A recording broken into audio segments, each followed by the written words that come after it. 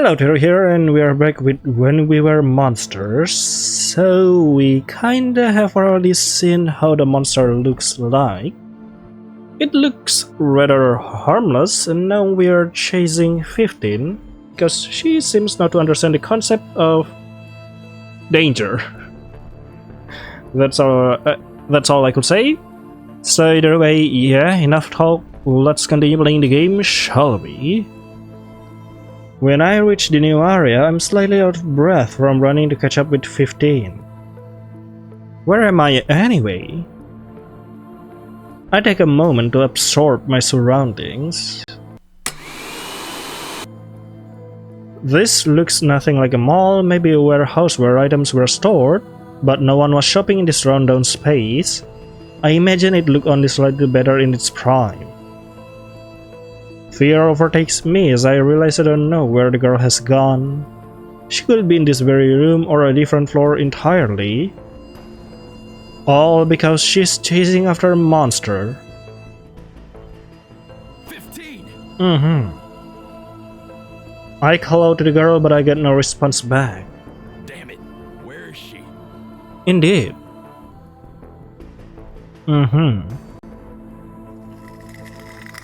What is that sound?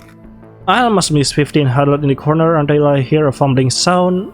It's almost as if she's dragging something across the ground. No. When I approach her, I see her struggling to move a big rock out of her way. There's no monster in sight, so at least that's a good sign. Yes, I thought 15 is dragging the monster with her. Like, follow me. Like, there's no escape. Are you alright? She looks up at me with a glare. You can't be mad at me for trying to protect you.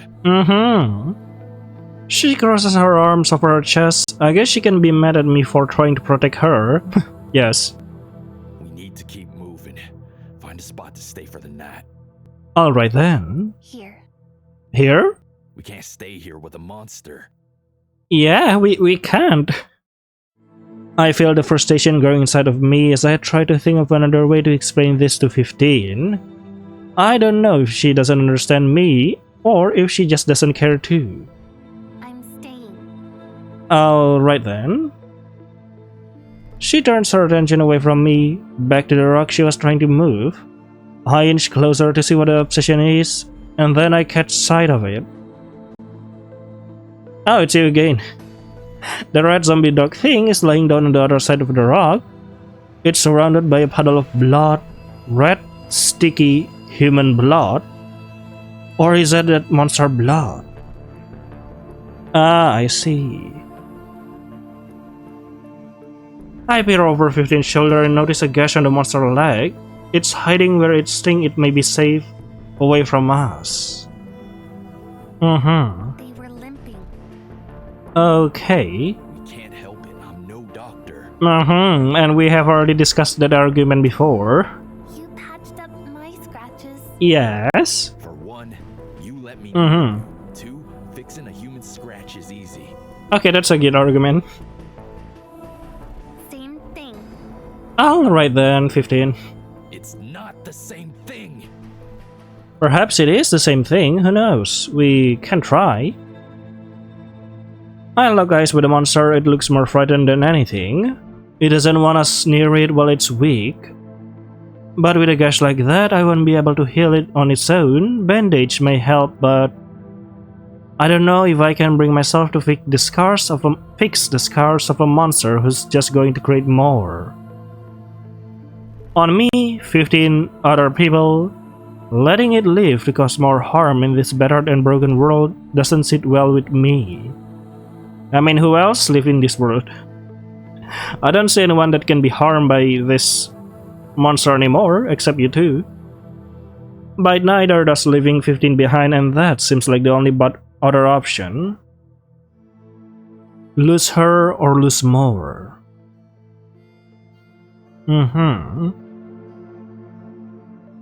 15 is too important to me, but I'll have to see. If there's another way to get through her, if she can see things my way, we'll be safe, we'll be okay. I speak up after a moment, feeling my voice grow hoarse. If I help that monster, can we leave? Sure? Yes. Okay, nice. Her answer is quick, almost too quick. It is funny how 15 went from obeying me without question to defying me to protect a monster. I mean, you said it yourself. There's no boss in here. What's going to happen when it has enough energy to stand? Will it snap at us? 15 isn't going to be allowed to go near that thing if I can prevent it. Fine. I carefully move the rock over. The monster gets ready to bolt again, but whines as it moves to get up. I walk closer, slowly and slowly. It becomes abundantly clear that the monster is not going to let me close enough to put this stupid bandage on it. Oh no. This is a losing battle. I have to get it to trust me somehow. Not comfortable. Oh, right. I can see that, 15. Monster, not comfortable? We Can't have that, can we? I try to contain my petty comments as I say this through gritted teeth. Now I've got to make this fucking thing comfortable to get it to let me help it. If it wants to die, let it die. Then I think of that aftermath and how that will affect 15. It is best to let the monster make that decision on its own, so that I'm not a bad guy. Help it get stronger and encourage it to live, not skin off my back. For now, that's the only plan I have. I know we have some items, maybe one of them can get the monster to trust me. Maybe. I take the bag off my back and begin to rummage through it. Yeah, we have a box and a candy box? I have this box I found. I don't know if that can help. 15 tilts her head like the monster had done earlier. Could be like a home for it. So, the monster could be sheltered? Yes. I'm no monster expert, but I had a dog. That's the closest we're going to get. I walk away from the monster and 15 keeps her distance as well. I set the box up in an empty spot not too far from it. When it's ready, it can crawl to the box and settle down. How about the candy? Candy? Hungry? Are you? She shakes her head. No, she's more focused on the little demon dog. Great. What the heck does a monster even eat? Human flesh? Well, usually, but perhaps it likes candy? 15 only shrugged. She has no idea either. Being the adult sucks because I'm the one who needs to solve all the problems all the time. Aside from the expired canned peaches and I got some candy. Don't think any of it will interest the monster though. Give candy. Alright. Are you crazy? Do you even know what candy is? Yes. I dig through my bag to find it. No one is making candy anymore. This will probably be our only chances to have some. Yes. 15 doesn't even look at the candy wrapper in my hand and shrugged instead. Really? I'm about to give my sacred candy to a monster who probably can't even appreciate it. I mean, why not? Try it. Easy for you to say. You've never tasted candy. You don't know what you're missing. This is an adult arguing about a candy in a post-apocalyptic world to a child. I unwrap the candy and place it a short distance away from the monster. When it is strong enough, it can crawl over and see if the sugary treat is appetizing to it. That monster better enjoy it. That's enough. I don't think I have other thing. For other stuff. Yes. 15 nods her head in agreement. I'm hoping by the time we come back, the monster is long gone and I don't have to be the bad guy. Best case scenario, we find material or supplies we can use on our own journey. We have to leave it here. 15 looks hesitant. We'll come back? Yeah. Yes, once we find some supplies to help it. She is reluctant, but 15 follows me. All of this over a dangerous monster. Why am I doing this for 15? I care about her. Oh. Right. This world may have gone to shit, but I'm not numb yet. Apparently 15 isn't either. She shoots a look at the monster, not wanting to leave it alone. It'll be okay. She nods, but that grimace on her face tells me she doesn't quite believe me. I don't believe it either, but I put on the reassuring smile that I know she needs to see. Follow me. I don't see any smile. Oh. 15 and I find ourselves going further into the shopping mall. This place is an recognizable mess. Store signs collapse out onto each other and the ground is littered with a variety of garbage. The only empty area I'm able to squeeze through is a tunnel that seems to run along the side of the mall. There's not much here aside from the old scattered furniture and a few entryways. Two seem to be unobstructed, though I don't know where they lead. We should check in those places to see if there's anything salvageable. Both? I mean, yes, why not? If there's time, but in case there isn't. Okay. I raise my hand to my chin. We should pick which place to go first. Alright.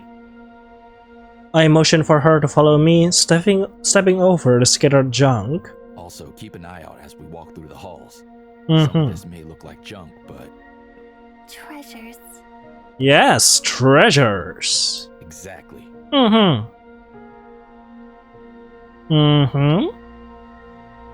15 is looking intently around the cluttered hall as we make our way through the dark tunnel.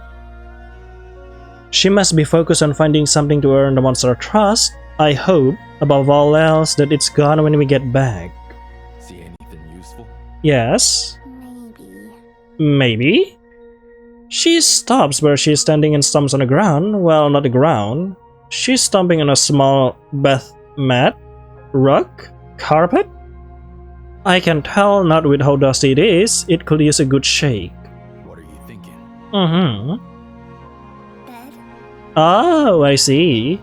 Not a bad idea. Yep, not a bad idea. It feels like we are surfacing a hotel guest and not actually trying to get out of here. This monster isn't our pet, nor is it our guest. She grins triumphantly, but we end up with a bit of problem. Even if we roll it up, this rock is going to be very hard to carry back. It may be comfortable for a monster, but it may also limit what else we can bring back. We should think carefully about it. Bring rock back, leave rock. Sure, why not? Let's trust 15. May as well take it. It will be a more comfortable place to lay on than the floor. That's the end goal, right? Make the damn thing comfortable so we can leave. I help 15 roll up the rug and hoist it over my shoulder. Next thing we grab, 15 is going to have to be able to carry because we won't be able to get it back to the monster otherwise. We continue to walk down the hall, navigating around each obstacle like it's the Olympics. I keep my eyes focused, but nothing useful seems to jump out at me. 15 seems to be on the same page as me.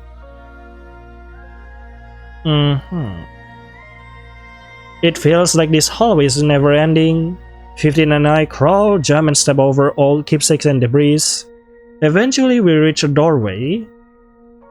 If I peer over 15's head, I can get a quick glimpse of nothingness.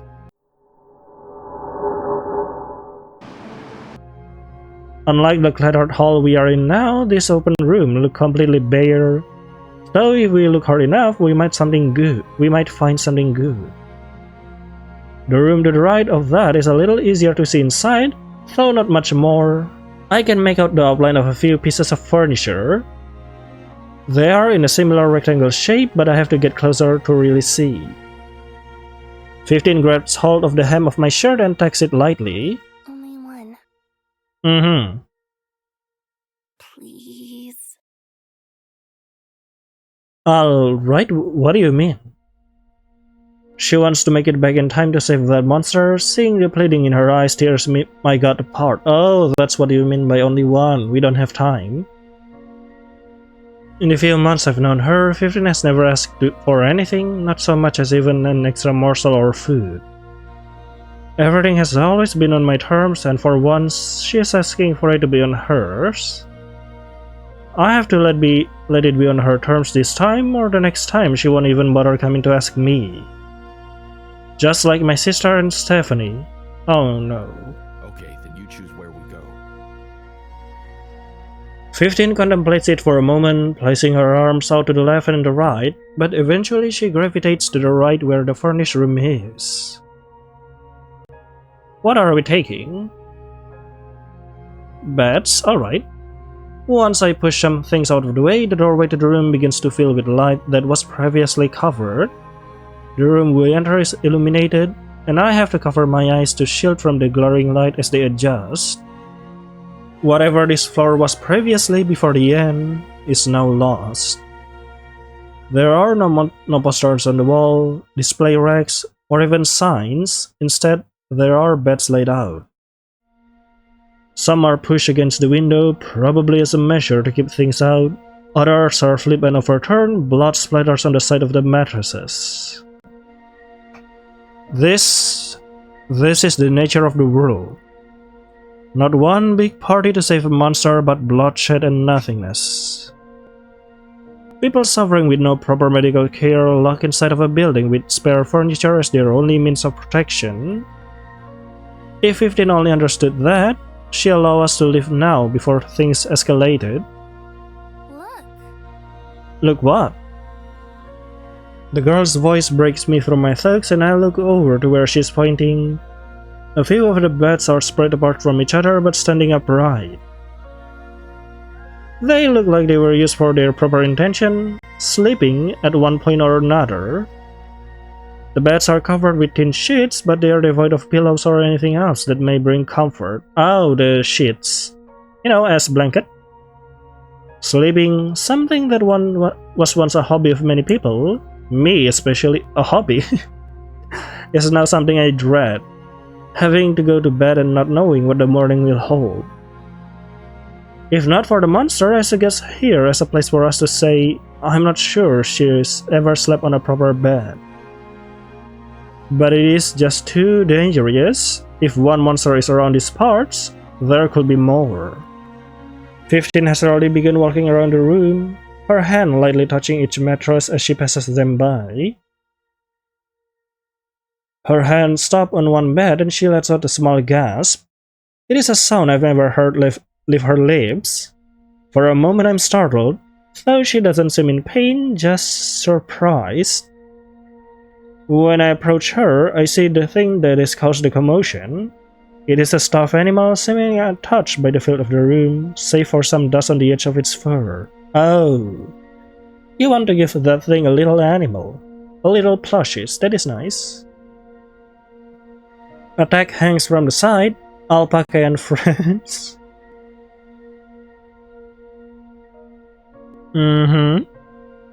15 reaches her hand out to grab it, but ultimately stops. She pulls her hand backward as if it'd been burned and shakes her head. She places both hands on her head and shakes it back and forth, wheeling something away. Are you okay?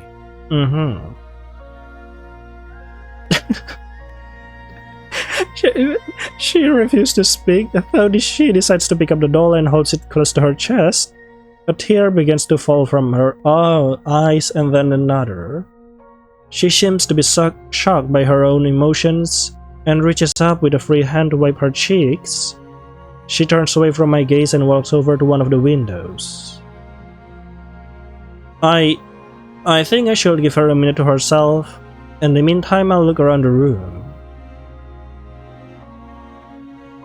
Search under the bed frames, search under the mattresses. Bed frames? Mattresses? When I had a mattresses, I kept money and other valuables under it. I'm not expecting to find anything huge, but maybe something that can get this monster to trust us. I lift the first mattress. It is thin and brittle, probably not all comfortable to sleep on. Underneath it is nothing but the cold hard metal of the bed frame. I do this to each mattress and find the same thing. Nothing. Though the last mattress seems to have something interesting that falls to the ground when I lift it.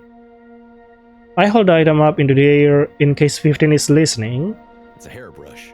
Mrs. Ah. And a little old, but we can clean it and... It is usable. My voice trails off when 15 doesn't turn around. I know we find ourselves in a hairy situation, but don't brush me off, kid. What? Okay.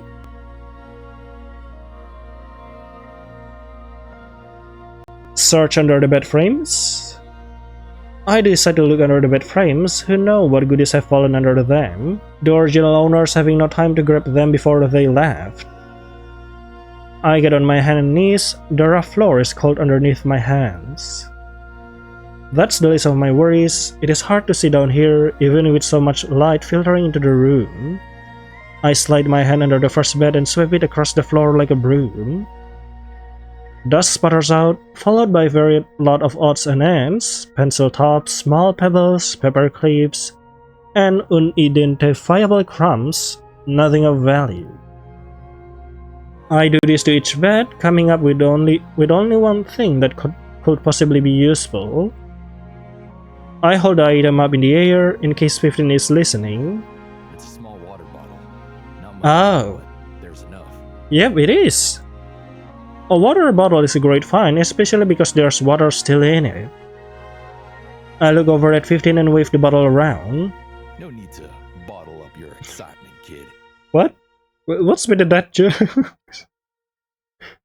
15 doesn't budge. Yes. 15 is just too overwhelmed by the jokes that she's become frozen in time.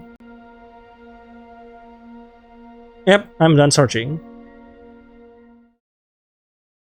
I walk up to the girl slowly and place my hands on her shoulder. She leans into me, her sob vibrating against my stomach. Oh. Oh. You okay, kid? Mm-hmm. Sorry, skinny legging. She shakes her head, tears continuing to fall down her cheeks. She clutches the stuffed alpaca tightly, so much so that if it was real, it'd probably suffocating. For once, she's allowing herself to feel. Or maybe she can stop the overwhelming emotion that is washing over her. Not knowing what's wrong leaves me feeling helpless and confused. Mine. Oh, the doll. Yes, you can keep it. Mm-hmm. Mine. Yes. She just repeated again and again. I can't get her to make much sense of anything else, but the tears seems to be slowing down as I ran my hand through her knotted hair. It's the best I can do to comfort her. Mm-hmm. You know, my niece, Stephanie, she Mm-hmm. also had a doll like this. It wasn't an alpaca, but some horse-looking thing. Dark brown with white spots. You mean a zebra? What? This seems to have caught her attention, and she slowly turns to face me. She kept it with her all the time. Mm-hmm. If we found it laying on the ground without her nearby, we know something was wrong. Stephanie was probably sad or not feeling well. Those were the only times she would leave it behind. Mm-hmm. Or taken. Yes. Taken. I mean, I guess. Mm-hmm. If she wasn't in the house and her stuffed horse was, that's what we think. Mm-hmm. Is that making sense? Yes, it is. Kinda. She only nods her head. The point of the story is to tell you that. Mm-hmm. I don't know anymore. I thought a memory of mine will bring her comfort, but I realized I said all that to comfort myself rather than her and make sense of the situation. It's okay to have one of those with you if it makes you feel safe. Yes, it is. Keep. Yep, sure, no problem. For you, not the monster. Yes. Not monster. Why the music cuts off? I give her a few minutes to cool off before presenting what I found. We can take this back to the monster. Alright. 15 is still fixated on her alpaca doll and doesn't seem to care either way. Our search leaves us with a small question that looks like it came from the seat of a patio chair I added to our stash. We've got a decent haul that is sure to make the monster comfortable. I like to keep searching, but with this heavy rock, I don't think we can take much back with us. Oh well. Back in the hallway, our walk is silent. 15 hasn't let go of the stuffed animal, but she does occasionally pull it from her body to get a better look at it, almost as if she's in disbelief at what she's seeing. A stuffed animal is a luxury I'm sure she's never had. Perhaps she just doesn't know what to do with it. Whatever the reason, she doesn't want to tell me, or she doesn't know the answer herself. 15. 15 looks up at me, but her expression is unreadable. Her eyes are lowered, but her lips are in a thin straight line.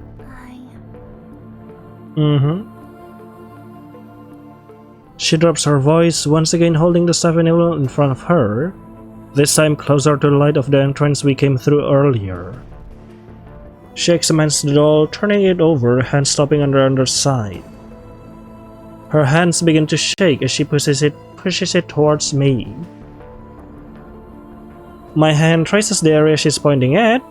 I let out a small gasp as I feel something hard and metal underneath my fingertips. Oh, interesting. There's a zipper here. Open, Why? please. What?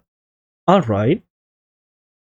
She shuts her eyes tightly, refusing to look at me as I carefully pull the hidden zipper backwards. It reveals a hollow opening to the stuffed animal, a place where someone could hide something to carry around with them. Inside is a folded up piece of paper. The creases are prominent. This must have been folded over multiple times and then folded over again for good measure. I'm careful when I open it, 15 flinching as she hears the paper rubbing against itself as it unfurls. It's like she's waiting for the brunt of something to hit her, but I'm not sure what. The paper, once unfolded, reveals another inside. This one is much smaller and much more fragile.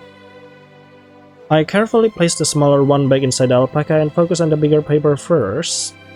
It is a white piece of paper with a drawing of a house in a blue and green crayon. You can very clearly tell that a child has drawn this image with shaky lines and colorful details. There is 2 stick figures in this drawing holding hands. They each have their hair in a bow with matching pigtails. The girl on the left, slightly taller, has a blue dress, while the one on the right is wearing a green dress. Behind them, the house has flower overgrown in the front yard. A car is parked out front and has 2 smiling faces inside of it. It is signed M in really big letters with a heart around it. By now, 15 has opened her eyes and chosen to look over my shoulder. I hadn't noticed her, cautiously inching closer to me.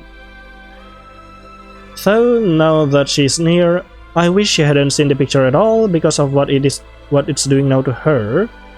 She is shaking, placing a hand to her lips. No sense. What do you mean? Is everything alright? But her eyes are fixated on the artwork in my hands. I give the picture to her and dig back into the stuffed animal for the remaining piece of paper. This one is much thicker than the other when I unfold it, I understand why. I'm holding a photograph in my hand. It is partially faded, probably due to time and general wear, so you can make out who is in the picture quite clearly. A young couple sitting inside of a red car. I can really make out their faces as the picture is zoomed out, capturing the house behind them. Their first apartment, first car, some other sort of occasion. I scrunch up my nose at the image, a sore feeling settling in my stomach. This is a life we never know again, not me nor 15. It will take years of rebuilding to get back to this point.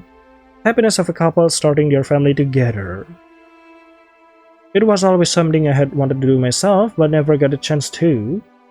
Funny how things that you think are supposed to happen can just be ripped from you in the blink of an eye.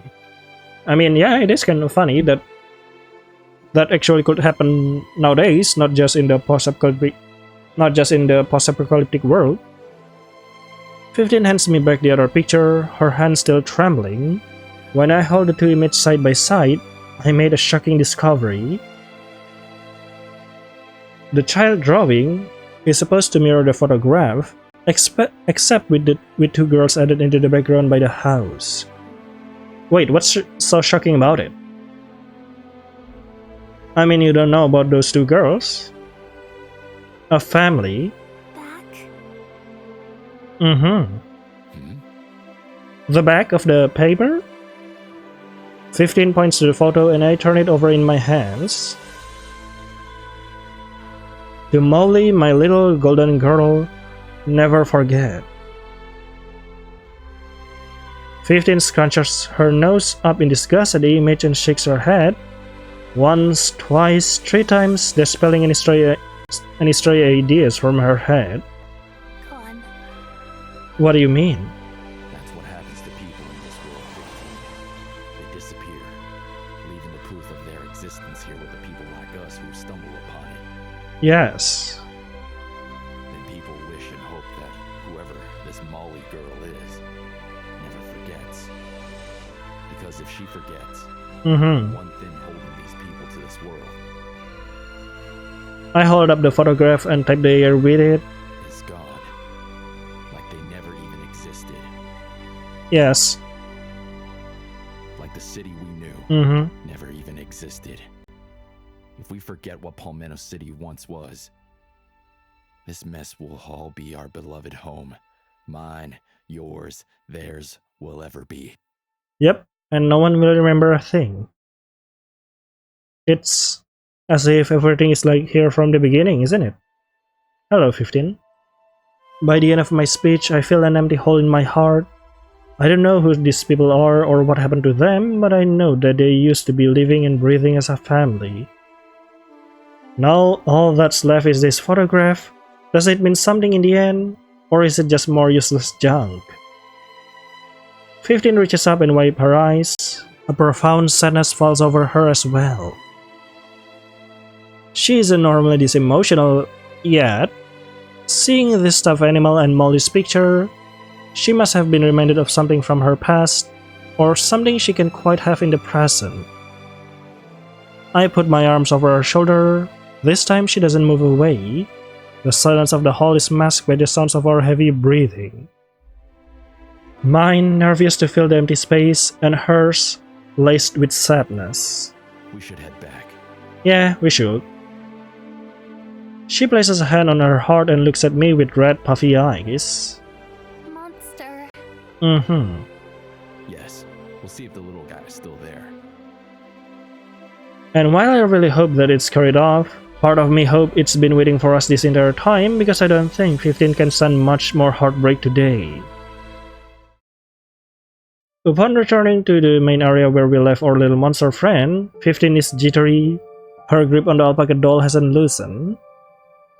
She placed the picture back inside of its hidden compartment, a decision that I'm not sure is the wisest. But 15 wants to remember Molly and her family, whoever they are. I guess it is important to hang on to memories in this world, no matter how young you are. A low snarl alerted us to the presence of the monster. Hello. It is lying inside of the box we prop up with its injuries legs outstretched. There doesn't seem to be a lot of blood surrounding it, and it was able to move, so that's a good sign, though maybe not for us. The unwrapped candy is nowhere inside. The monster must have eaten it. Oh, okay. Were you? 15 motions to me, and I get the hint that she wants me to show the monster what we found for it. I'm caught in the middle, an uncertainty filling the air around me. How can I be so enraptured by this girl that I ever entertain the idea of helping out a monster? The reason that the world is as destroyed as it is. As I look over at 15, crouched a few feet away from the monster with her hand stretched out for the thing to smell it, I realize a painful truth I've been trying to ignore. What is it? I'm trying to make up for the way I treated my niece with 15. I wasn't there for her when she had her first dance recital. I remember she had personally asked me to come too because she was nervous, but I cancelled because of work. Then when she was older, she asked me to be her chaperone on a school trip, and I told her I couldn't because I had a date that I really could have rescheduled. Then when she was older, her mother told me to stop coming around and making her daughter, my niece, hold into the idea that I was some good guy that was looking out for her best interests. It wasn't that I didn't care. I had tried to explain that to my sister many times, but I think that life was hard at the time. I didn't make enough money from working at the supermarket. I never had any luck in love, and things just never really seemed bright. My sister didn't see it that way. She thought I was full of it. She thought I should have gone back to college and gotten a degree, become a better man that people would want to start a future with. Be responsible. So many expectations had piled up on top of me, and yet I still picked that shitty life over this one. What I give to go back and see Stephanie's recital, to be her chaperone on every single trip. Oh. No one knew she was going to get sick. The cancer came within the blink of an eye, and when I finally came to my sense, this was the world I found myself in. The city was in shambles, and I was alone. Even if I'm trying to make it up to my dead niece, is it such a bad thing to want to be a responsible man for once and care for someone other than myself? I'm going to do right by this little girl because I owe that to everyone, myself included. I will be a better man this time around. 15 clears her throat and I snap my ass over to her. She's impatiently tapping the ground. I was so lost in thought that I didn't realize I hadn't taken out anything that we had found. I first shake the carpet out to make sure it is at least somewhat presentable. Then I laid it out on a clear spot on the ground. 15 takes a seat on the rack and motions for the monster to join us, but it refuses, instead only watching from afar. I take the hairbrush from my bag. 15 places it in her hands and holds it toward the monster. It seems interested, though still a bit hesitant. I reach into my bag for the water bottle. It is barely got a sip in it, and the monster won't get close enough for me to pour the drink into its mouth. So I place that to the side. Finally, I bring out the seat cushion. It is kind of flat, but beggars can be choosers, yes. It will be nice to use this for us, so I hope the monster hates it. 15 taps the rug slowly, and the monster begins to crawl towards the two of us. I don't move an inch, even going so far as to hold my breath, but I'm ready myself in case I have to jump in front of 15. I don't know what the monsters will do, even with a limb lag. 15 doesn't seem worried and holds her hand out to the monster, who stops to sniff it. After a moment, satisfied that she won't grab it, the monster crawls up on the rug. Bandage? Yes. As I rummage through my bag for the bandages, the monster keeps a close eye on me. He's okay. 15's voice is low and soothing. I almost miss what she says, but then the words make their way to my ears and pride swells inside of my stomach. My anxieties earlier about letting her down are just that. Anxieties. She trusts me.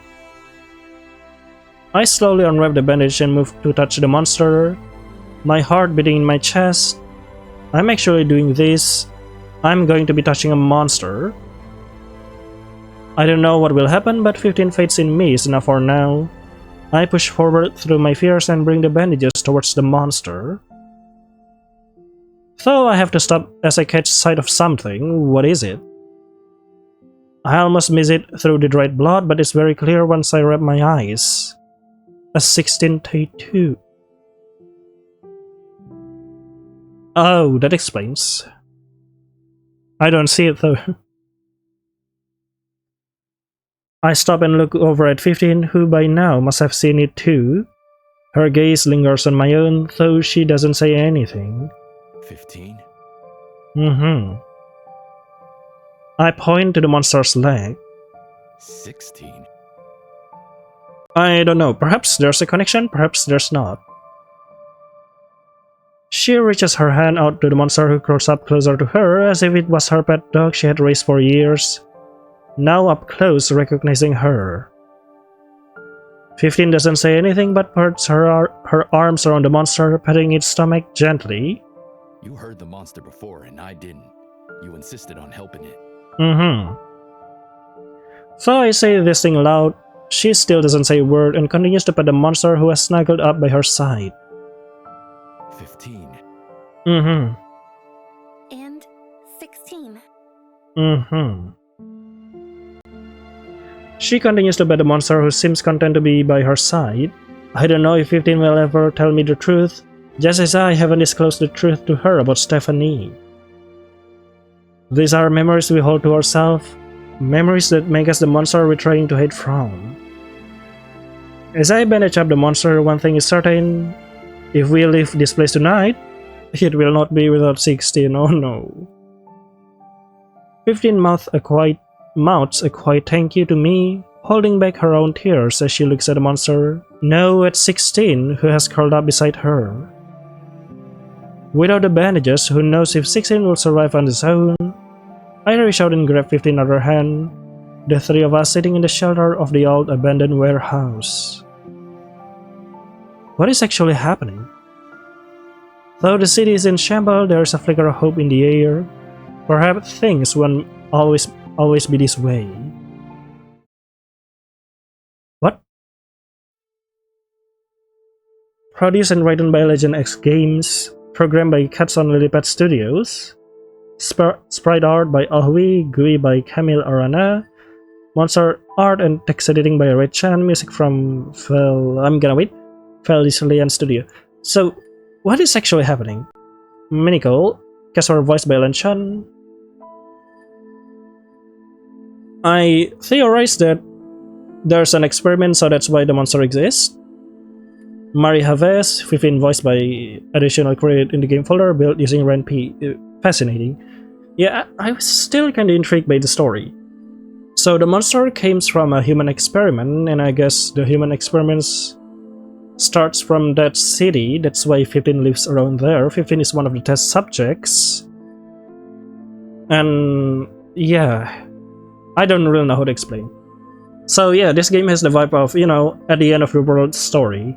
I love it. It's just fits. Like, there's a mystery in the air and there's no people around. It's just the three of them at the end of the world now.